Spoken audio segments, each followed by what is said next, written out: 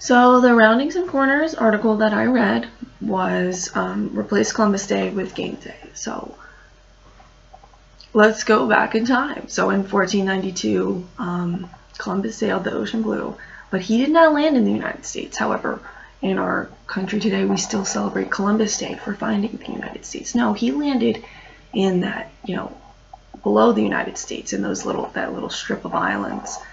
He landed in I know he had 5 different voyages, and I think the one he definitely landed in the Caribbean. But honestly, those were disasters. They were disastrous.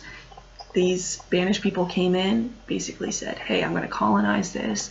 But I know when they landed in the Caribbean, they were cannibalistic indigenous natives. They weren't going to put up with that. So they would torture these people.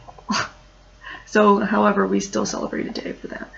And as for the original founder, Leif Erikson, we don't actually give him that day because he was a Viking, and the Vikings actually came into the United States, and they were raping and pillaging all of the indigenous people in all the villages in the United States, and I think throughout Canada too.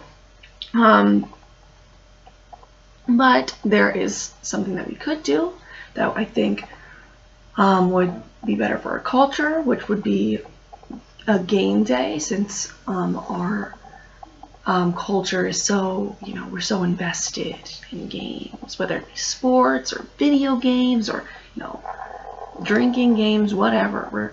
We're always playing games. I know I love to play games. I love, apples to apples or categories, and instead of giving a day to someone that doesn't even deserve this day, we should create our own day for ourselves.